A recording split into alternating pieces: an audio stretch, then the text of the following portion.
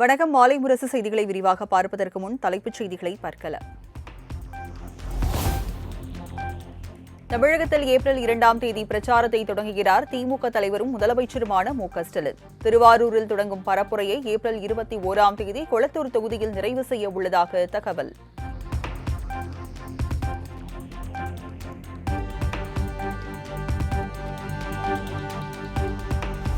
திமுக கூட்டணியில் தேமுதிகவுக்கு ஒதுக்கப்பட்ட 10 தொகுதிகளை அடையாளம் காண்பதில் இழுபறி. அண்ணா அறிவாலயத்தில் இன்று காலை சுமார் 1.5 மணி நேரத்திற்கு மேலாக நடைபெற்ற பேச்சுவார்த்தையில் உடன்பாடு ஏற்படவில்லை என தகவல்.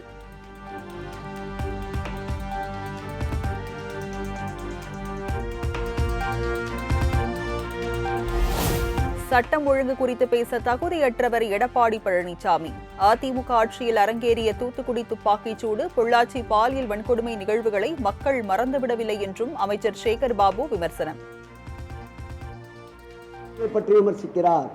சட்டம் ஒழுங்கை பற்றி பேசுவதற்கு எல்லளவும் தகுதி இல்லாத ஒரு முதல்வர் எடப்பாடியார் அவர்கள்.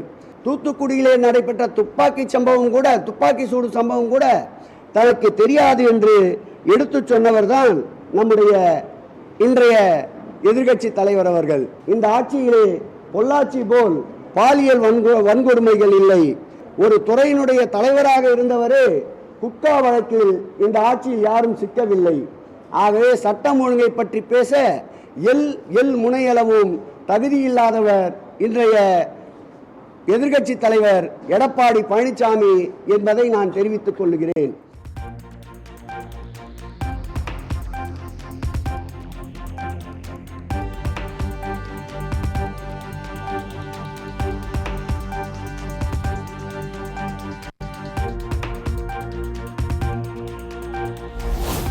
இந்தியாவின் மிகப்பெரிய மோசடி கட்சி திமுக தான். வாக்குறுதிகளில் 13% மட்டுமே நிறைவேற்றிவிட்டு 98% வாக்குறுதிகளை நிறைவேற்றிவிட்டதாக பொய் கூறி மக்களை ஏமாற்றுவதாகவும் அன்புமணி விமர்சனம்.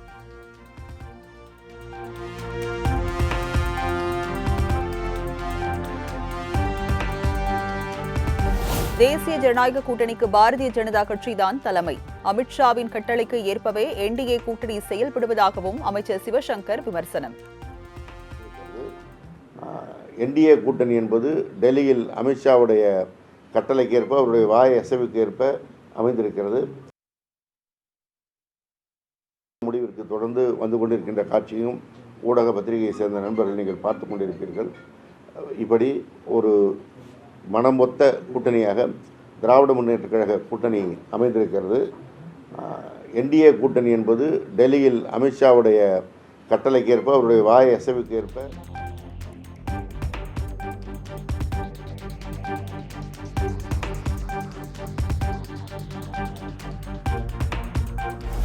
திமுகவில் அங்கீகாரம் இல்லாத கட்சிகளுக்கு அதிக இடம் கொடுக்கப்பட்டதாக இபிஎஸ் விமர்சனம்.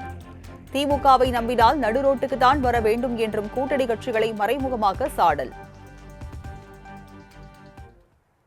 விடுதலை சிறுத்தை கட்சிகள், திருமாவளவன் தலைமையில் இருக்கின்ற விடுதலை சிறுத்தை கட்சி எவ்வளவோ போராடி 8 இடங்களில் பெற்றிருக்கிறாங்க. அது ஒரு அங்கீகரிக்கப்பட்ட கட்சியா இருக்குது. அங்கீகாரம் இல்லாத ஒரு கட்சிக்கு அதிக இடம் கொடுத்திருக்கிறாங்க. இதுதான் திமுக. புரிந்து கொள்ளுங்கள். திராவிட முன்னேற்ற கழக தலைமையிலே அமைந்துள்ள கூட்டணிகள் இனியாவது உணர்ந்து கொள்ளுங்கள்.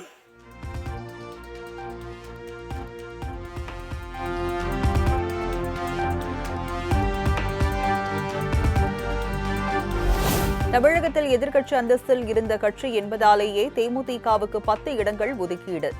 திமுகவில் அங்கீகாரம் இல்லாத கட்சிக்கு அதிக இடங்கள் ஒதுக்கப்பட்டதாக இபிஎஸ் நேற்று விமர்சித்திருந்த நிலையில் அமைச்சர் சிவசங்கர் விளக்கம். அதேபோல தேமுதிகவும் தமிழகத்திலே எதிர்க்கட்சியாக இருந்த ஒரு கட்சி. எனவே அதற்கான ஒரு அங்கீகாரத்தோடு அந்த இடங்கள் அளிக்கப்பட்டிருக்கிறது.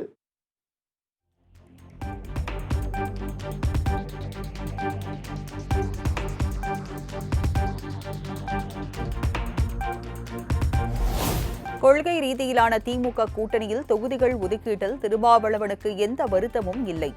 கேட்ட இடம் கிடைக்கவில்லை என்பதாலேயே திமுக மீது வேல்முருகன் அவதூறை வாரி வீசுவதாகவும் அமைச்சர் சிவசங்கர் விமர்சனம். அந்த இடங்கள் அளிக்கப்பட்டிருக்கிறது.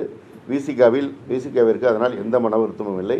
நாங்கள் ஒவ்வொரு தேர்தலாக போட்டியிட்டு அந்த போட்டியின் அடிப்படையில் கூடுதல் இடங்களை பெற்று வருகிறோம். நாங்கள் பீகாரில் நிதிஷ்குமாருக்கு ஏற்பட்ட நிலைதான் அதிமுகவிற்கு ஏற்படும். மாநில கட்சிகளை விழுங்குவதுதான் பாஜகவின் செயல்பாடு என்றும் அமைச்சர் சிவசங்கர் பேட்டி.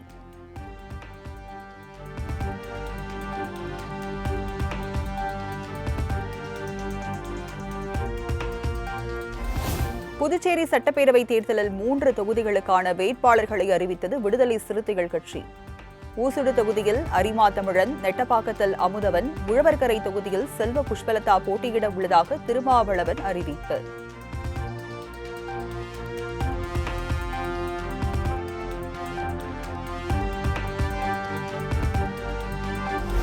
புதுச்சேரியில் காங்கிரஸ் கட்சியின் அணுகுமுறை கூட்டணியின் வெற்றி வாய்ப்பை கேள்விக்குறியாகி உள்ளதாக திருமாவளவன் கண்டனம். காங்கிரஸ் வேட்பாளர்கள் வாபஸ் வாங்காத காரணத்தினாலேயே 3 தொகுதிகளில் விசிக போட்டியிடுவதாகவும் அறிவிப்பு.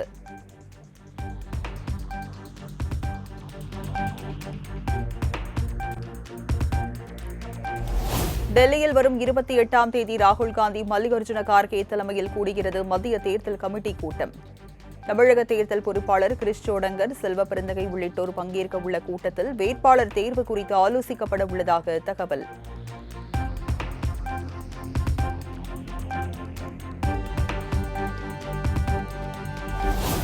அதிமுக கூட்டணியில் 27 தொகுதிகளில் போட்டியிடும் பாஜக வேட்பாளர்களின் உத்தேச பட்டியல் வெளியீடு.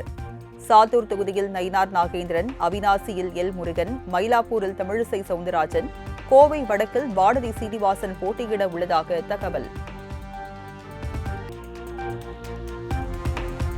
தமிழக சட்டமன்ற தேர்தலில் போட்டியிட சீட் கொடுக்காததால் அதிருப்தி. திமுக கூட்டணியில் இருந்த தமிழ்நாடு கொங்கு இளைஞர் பேரவை கட்சித் தலைவர் தனியரசு வெளியேற உள்ளதாக தகவல்.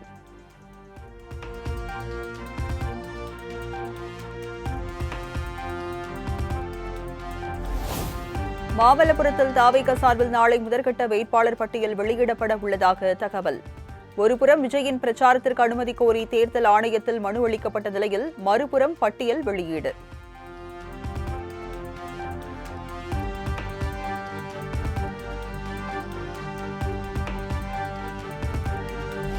மதிமுக மாவட்ட செயலாளர்கள் கூட்டம் நாளை நடைபெறும் என கட்சியின் பொதுச் செயலாளர் வைகோ அறிவிப்பு. சென்னை தலைமை அலுவலகத்தில் காலை 10 மணி அளவில் நடைபெறும் கூட்டத்தில் வேட்பாளர் தேர்வு குறித்து ஆலோசிக்கப்பட உள்ளதாக தகவல்.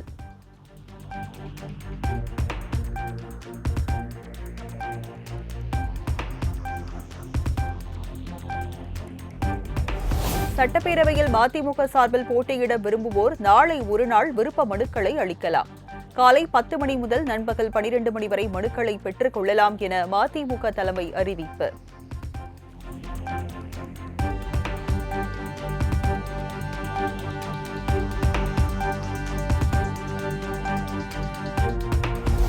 சென்னையில் ஆபரண தங்கத்தின் விலை சவரனுக்கு 560 ரூபாய் உயர்ந்து 1 சவரன் 1,09,360க்கு விற்பனை. கிராமுக்கு 70 ரூபாய் உயர்ந்து 1 கிராம் 13,670க்கு விற்பனையாகிறது.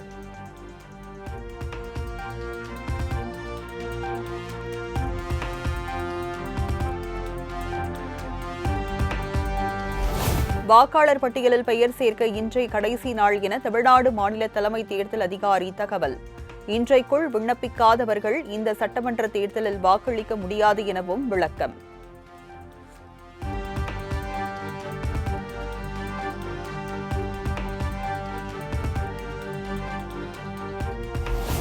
புதுச்சேரி, கேரளம், அசாம் மாநிலங்களில் சட்டமன்ற தேர்தலுக்கான வேட்பு மனுக்களை திரும்பப் பெற இன்றே கடைசி நாள். 3 மாநிலங்களிலும் வரும் ஏப்ரல் 9ஆம் தேதி வாக்குப்பதிவு நடைபெறவுள்ள நிலையில் இறுதி வேட்பாளர் பட்டியல் இன்று வெளியாகிறது.